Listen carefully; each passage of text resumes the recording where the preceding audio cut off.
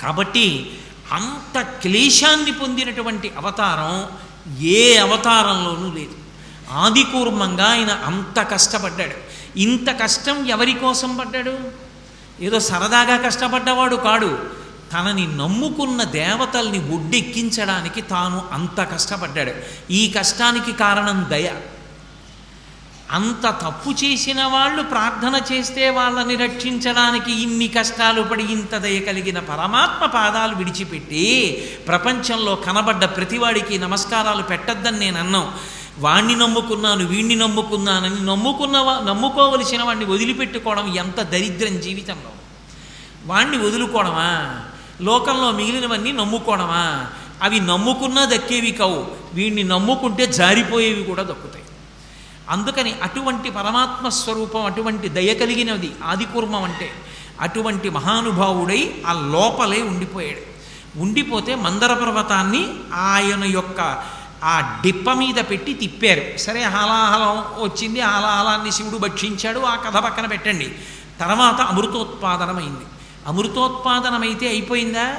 మళ్ళీ రాక్షసులకు దక్కకుండా దాన్ని దేవతలకు మాత్రమే పంచిపెట్టడానికి మోహిని అవతారం స్వీకరించవలసి వచ్చింది. ఒకే అమృతోత్పాదనలో ముందు ఆదికూర్మం, పక్కన మళ్ళీ వేరుగా మోహిని అవతారం. ఈ రెండు అవతారాలు ఎవరి కోసం? మధ్యలో ఉన్న దేవతలు తనని నమ్మి నిలబడినందుకు వాళ్ళని రక్షించడానికి. రక్షించి వాళ్ళకి అమృతాన్ని కట్టబెట్టాడు. కట్టబెట్టి పాలసముద్రంలోంచి మళ్ళీ కామధేనువు, కల్పవృక్షము, లక్ష్మీదేవి ఇన్ని పైకొచ్చేటట్టు చేసి ఇన్నిటితోటి దేవేంద్రుడు భోగభాగ్యాలతో స్వర్గలోకాధిపత్యం పొందేటట్టుగా అనుగ్రహించినటువంటి పరమదయాశాలి శ్రీ మహావిష్ణువు యొక్క అవతారమైనటువంటి ఆదికూర్మావతారం. అంత గొప్ప అవతారం. అందుకే ఆదికూర్మావతారాన్ని స్మరించిన, కూర్మావతారం గురించి ఒక్కసారి చదువుకున్న, కూర్మావతారం గురించి చెప్పిన, కూర్మావతారం గురించి విన్న విష్ణువు కాదుట, విష్ణువుతో పాటుగా 33 కోట్ల మంది దేవతలు ప్రీతి చెందుతారు. ఎవరు కూర్మావతారాన్ని తలుచుకుంటారో వాళ్ళు జ్ఞానాన్ని పొందుతారు. ఎందుకని అంటారేమో, ఇందులో ఒక పెద్ద చమత్కారం ఒకటి ఉంది. కూర్మము అంటే తాబేలు నిజానికి ప్రతి ఇంటిలో ఉండాలి. మనకి ఇప్పటికీ దేవాలయాల్లో తాబేళ్ళు ఉంచుతారు. ప్రతి దేవాలయంలో తాబేలు ఉంటుంది. పూర్వం ప్రతి నూతిలో ఒక తాబేలు నుంచేవారు. ఎందుకు తాబేటి నుంచుతారో తెలుసా? తాబేటి యొక్క దర్శనము మంగళ దర్శనం. తాబేటి వంక చూస్తే మంగళం. అందుకే ఇంట్లో కనీసం తాబేలు బొమ్మ అట్టి ఉంచుకుంటారు. ఉంచుకుని ఒకసారి ప్రయత్నపూర్వకంగా దాని వంక చూస్తారు. ఎందుకు తాబేలు ఇంట్లో ఉంచుకోవాలి అంటే దాంట్లో ఒక రహస్యం ఉంది. దీక్ష అని ఒక మాట. దీక్ష అన్న మాట దేనికి అన్వయం అవుతుంది అంటే యజ్ఞానికి అన్వయం అవుతుంది. యజ్ఞం చేసేటటువంటి వాడు దీక్ష స్వీకరిస్తాడు. దీక్షా స్వీకారం చేశాడు అంటే ఇంటి లోపలికి మళ్ళీ వెళ్ళరు. ఇక పూర్తయిన తర్వాతే ఇంట్లోకి వెడతారు. ఇల్లు విడిచిపెట్టి బయటికి వచ్చేసి దీక్షావస్త్రాలు కట్టుకొని మేళతాళాలతో యాగశాల ప్రవేశం చేస్తారు. ఇక ఎప్పుడు మళ్ళీ ఇంటికి వెళ్ళడం? ఆ యాగం అంతా పూర్తయిపోయిన తర్వాత అవబృధం అని స్నానం చేస్తారు. మంత్రాలతోటి అవబృధ స్నానం అని బ్రాహ్మణులు చేయిస్తారు. ఆ అవబృధ స్నానం చేశారు అంటే అవబృధ స్నానం చేసిన వాళ్ళు సభలోకి వస్తే వాళ్ళకు ఒక ప్రత్యేకమైన గౌరవాన్ని ఇవ్వాలి. అవబృధ స్నానం చేసిన వారండి అని వారిని ప్రత్యేకంగా కూర్చోబెడతారు. అంత గౌరవనీయులు యజ్ఞం చేసి అవబృధం చేస్తే. ఆ యజ్ఞ స్వీకారమునకు సంబంధించినది దీక్ష. రెండవది దీక్ష అన్న మాట ఎవరికి అన్వయం అవుతుందంటే ఒక శిష్యుణ్ణి ఉద్ధరించడానికి గురువుగారి యొక్క అనుగ్రహ ప్రసరణ విధానమునకు దీక్ష అని పేరు. దీక్ష చేత ఏం చేస్తారంటే లోపల ఉండేటటువంటి వస్తువు బాగా తయారై ఎగిరిపోవడానికి అవకాశం ఇస్తారు. ఆకాష్ అంటే పరమాత్మ, ఆ అంటే పరమాత్మ, ఆ మొట్టమొదటి అక్షరం. యో వేదాదౌ స్వర ప్రోక్తో వేదాంతే చ ప్రతిష్ఠిత తస్య ప్రకృతి లీనస్య యత్పరస్య మహేశ్వర అని వేదం. మొట్టమొదటి అక్షరమైనటువంటి అకారము విష్ణువాచకం. కాష్ అంటే ప్రకాశం, అంతటా ప్రకాశించేటటువంటి పరబ్రహ్మస్వరూపము ఆకాశం. ఆకాశంలోకి ఎగిరిపోవడం అంటే పరమాత్మ యందు లయమైపోవడానికి, మోక్షం పొందడానికి కావలసినటువంటి జ్ఞానమును పొందడం. ఆ జ్ఞానము వచ్చేసి ఒకసారి తాను ఆత్మ అని ఎరుకలోకి వచ్చేసింది అనుకోండి, అలా ఎరుకలోకి వచ్చిన వాడిని జీవన్ముక్తుడు అంటారు. చచ్చిపోయిన తర్వాత ఎప్పుడో మోక్షం రాదు. జ్ఞానమును పొందగానే తాను ఆత్మ అని ఎరుకలోకి రాగానే నేను శరీరం కాదు అన్నది అనుభవంలోకి వస్తే భగవాన్ రమణుల్లా, చంద్రశేఖరేంద్ర సరస్వతి మహాస్వామి వారిలా, రామకృష్ణ పరమహంసల, వివేకానందుళ్ళ అలా అనుభవంలోకి వస్తే వాళ్ళు జీవన్ముక్తులంటారు. శరీరంతో ఉంటారు కానీ కురుడి కొబ్బరికాయ లోపల ఊడిపోయి ఎలా గుడుగుడులాడుతుంటుందో అలా ఆత్మ శరీరము నుండి విడివడి ఆత్మగా ఉండి శరీరాన్ని ఇక పట్టించుకోరు. ఆ శరీరంలోంచి బయటికి వచ్చేసి శరీరం పడిపోతే విదేహముక్తి అంటారు. ఇక శరీరం పడిపోయింది. అందుకే పెద్దల శరీరం పడిపోతే వారు చనిపోయారనరు, వారు విదేహముక్తిని పొందారు అంటారు. వారు ఉన్నప్పుడు సాధన చేత జీవన్ముక్తులు, వారు శరీరం పడిపోయిన తర్వాత విదేహముక్తిని పొందారు అంటారు. కాబట్టి ఎవరి విషయంలో ఏ మాట మాట్లాడాలన్నది తెలిసి ఉండి మాట్లాడాలి, అంతేగాని అందరికీ మాట అన్వయం చేసి మాట్లాడకూడదు. కాబట్టి ఆకాశంలోకి ఎగిరిపోయేటట్టుగా, రెక్కలొచ్చి ఎగిరిపోయేటట్టుగా పక్షి పిల్లని గుడ్డుని పక్షి ఎలా పొదుగుతుందో గురువు శిష్యుణ్ణి అలా పొదుగుతాడు. అంటే గుడ్డుకి ఏముంటుంది? పైన పెంకు ఉంటుంది, లోపల పిండం ఉంటుంది. లోపల పిండంతో పక్షికి సంబంధం తిన్నగా ఏముండదు, కానీ దాని సంబంధం పిండంతో. రామకృష్ణ పరమహంస అంటారు, గూట్లో పుల్ల ముక్కలతో గూడు కట్టి గూడు మధ్యలో కొద్దిగా గడ్డి వేస్తుంది. ఎక్కడి నుంచి తీస్తుందో మెత్తటి గడ్డి వేసి అందులో గుడ్డు పెడుతుంది. జాగ్రత్తగా దగ్గరకి జరిగి రెండు కాళ్ళు ఇలా ఇలా ఇలా ఇలా ఎడం చేసి తన పొట్ట తీసుకెళ్ళి ఆ గుడ్డు పెంకుకి తగిలిస్తుంది. తగల్చి అరమోట్పు కన్నులతో ఇలా కళ్ళు మూసుకుని ఎంత ఆనందాన్నో పొందుతుంది. ఇప్పుడు పక్షి యొక్క వేడి పెంకుకి తగిలి, పెంకు యొక్క వేడి పిండానికి తగిలి లోపల ఉన్న పిండం పిల్లయిపోతుంది. పిల్లయిపోయి ఆ పెంకు పగిలిపోతుంది. పెంకు పగిలిపోయి పైకొచ్చిన పక్షి ఆకాశంలోకి ఎగిరిపోతుంది. దీక్ష అన్నమాట గురువు కూడా శిష్యుడికి అలాగే అన్వయం చేస్తాడు. పెంకు అజ్ఞానం, ఆ పెంకు అన్న అజ్ఞానం లోపల ఉండిపోతాడు. ఉండిపోయిన వాడిని పొదుగుతాడు, అంటే రెక్కలిస్తాడు.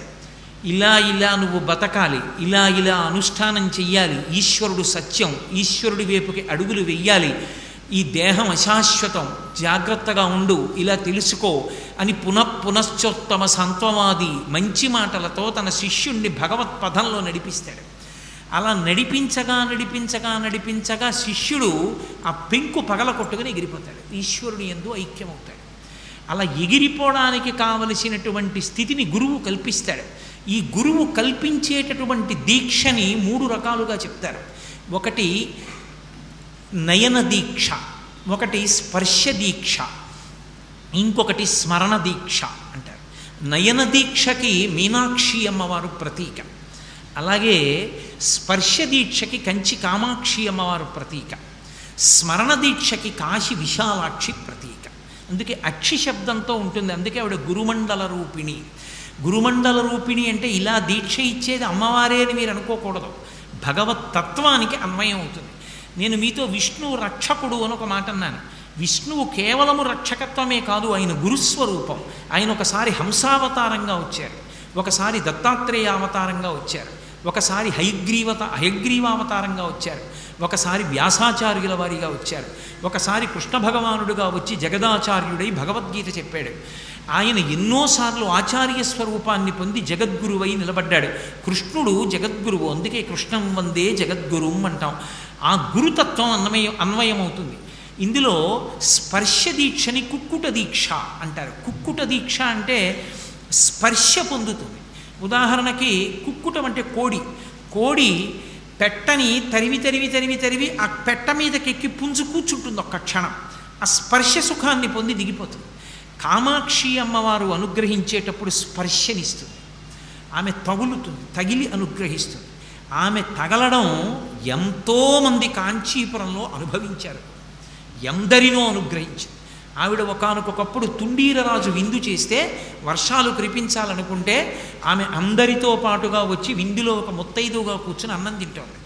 తుండీర మహారాజు గారు కూడా కనిపెట్టలేదు కామాక్షి అన్నం తింటోందని.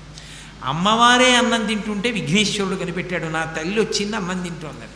ఆయన పిల్లవాడై గబగబా పాక్కుంటూ వచ్చి అమ్మ విస్తట్లోకి వచ్చి అన్నం తిన్నాడు. ఆ ముద్ద తింటుంటే అయ్యో ఎవరో పిల్లాడు వచ్చేసాడని అందరూ పట్టుకోబోయారు. అమ్మవారు అకస్మాత్తుగా పిల్లాన్ని చంకలో పెట్టుకుని అంతర్ధానమై స్వర్ణ ఉసిరికలు కురిపించింది తుండీర మండలం అంతా. ఆ రోజు అనావృష్టితో ఉంటే మూకశంకరులు మూకపంచశతిలో స్తోత్రం చేస్తారు. అమ్మవారు కామాక్షి స్వరూపానికి ఓ లక్షణం ఉంటుంది. అనుగ్రహించాలనుకున్నప్పుడు తన పాదం ఎత్తి శిష్యుడి భక్తుని యొక్క తల మీద ఉంచుతుంది. అందుకే శంకర భగవత్పాదులు సౌందర్యలహరి చేస్తున్నప్పుడు లలితాపరా భట్టారికా స్వరూపమే కామాక్షి స్వరూపం. అందుకే ఆయన సౌందర్యలహరిని పూర్తి చేస్తూ ఒక మాట అంటారు, శృతీనాం మూర్ధానో దదతి తవయౌ శేఖరతయా అంటారు. వేదముల యొక్క చివరి భాగమునందు విహరించేటటువంటి పాదములు కలిగిన ఓ తల్లి, నీ పాదములు నా తల మీద ఉంచు అంటారు. కుక్కుట దీక్ష, కామాక్షి పాదం ఉంచుతుంది. పాదం ఉంచితే అక్కడితో వాడికి పెంకు పగిలిపోతుంది. పెంకు పగిలిపోయిందంటే గుడ్డు విడిపోయి అజ్ఞానం అనే పొర విచ్చిపోయి జ్ఞానమును పొందుతాడు. కామాక్షి అనుగ్రహం కుక్కుట దీక్ష, మీనాక్షి అనుగ్రహం నయన దీక్ష. ఆమె అనుగ్రహిస్తుంది. ఎలా? చూపులతో అనుగ్రహిస్తుంది. జీవశాస్త్రంలో ఏం చెప్తారో నాకు తెలియదు, కానీ వేదాంత శాస్త్రంలో మాత్రం చేప గుడ్లు పెట్టినప్పుడు నది యొక్క అలల మీద పెట్టేస్తుంది. అలల మీద పెట్టేస్తే అలల మీద గుడ్లు అలా ఉంటాయి. ప్రవాహం వచ్చినప్పుడు చేప వెళ్ళిపోతూ ఉంటుంది, గుడ్లు ముందు వెళ్ళిపోతూ ఉంటాయి. అయ్యో గుడ్లు పెట్టానే, తేలి వెళ్ళిపోతున్నాయి, ఈ గుడ్లు పిల్లలవ్వాలని కోరుకుని అలా ప్రేమతో చూస్తుంది చేప. చేప యొక్క చూపుల చేత పొదగబడి పిల్లలవుతాయి. చూపులతో పోషించి కేవలం తన చూపుతో పెంకు పగలకొట్టి అజ్ఞానాన్ని విచ్చిపోయేటట్టు చేసి జ్ఞానాన్ని ఇస్తుంది. అందుకని నయన దీక్ష ఇవ్వగలిగిన తల్లి కాబట్టి మీనాక్షి.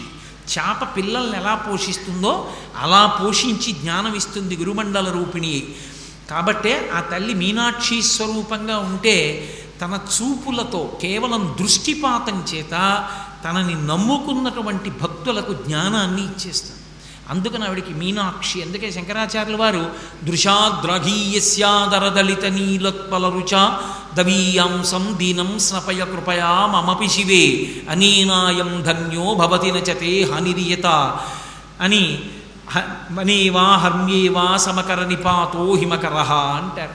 మీ అభిప్రాయాలను సూచనలను మాకు తెలియజేయాల్సిన చిరునామా భక్తి TV, care of Rachana television private limited, road number 92, Jubilee hills, Hyderabad 5,96,000.